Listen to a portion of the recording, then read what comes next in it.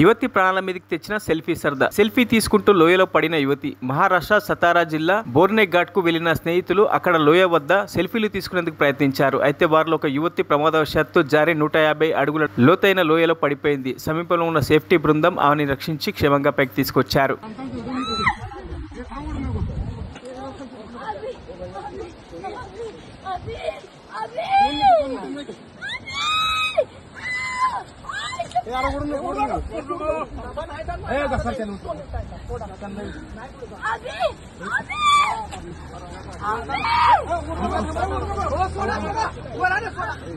మరిన్ని అప్డేట్స్ కోసం మా ఛానల్ ని సబ్స్క్రైబ్ చేయండి.